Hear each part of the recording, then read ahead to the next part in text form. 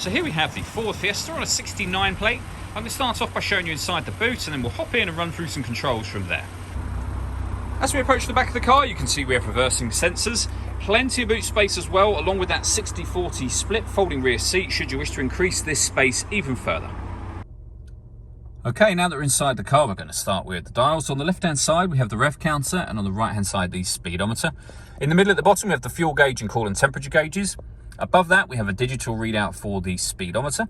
And in the very top left-hand corner, you can see the total miles for this car, which are 9,154. Where that digital readout is for the speedometer, you can change that information by using buttons on the steering wheel. So we have a trip computer, for example, settings, your phone, audio, navigation, and then we get back round to the beginning again. The buttons that I was using to do that are just here. We have phone and stereo controls underneath that. Stereo controls continue on the left, along with cruise control and speed limiter as well. Over in the center, we have the touchscreen for the car. This is where you add your phone. Search for your vehicle on your device and select it once it is found. Then just follow the instructions on your phone and on the screen from there. We've also got satellite navigation. There's a full video showing how this works on our website and on our YouTube channel. And then our music.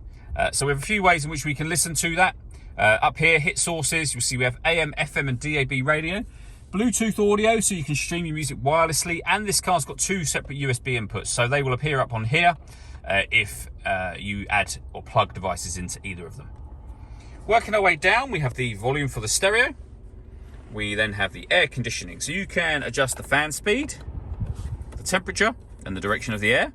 The air conditioning is on at the minute, so off, back on again. You can recirculate the air that's in the car. That's a great way of heating it up or cooling it down quickly depending on the temperature you set here. With a heated rear screen and a proper heated front screen.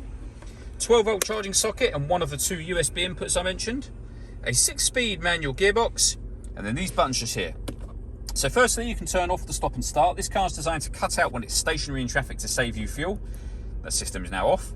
You can turn off the traction control for the car.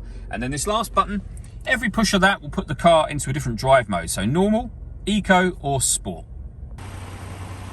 All that leaves me to say is thank you for taking the time to watch this video. If you'd like to come and see the car in person and have a test drive, please feel free to call any of our MJA sites. We'd love to hear from you soon.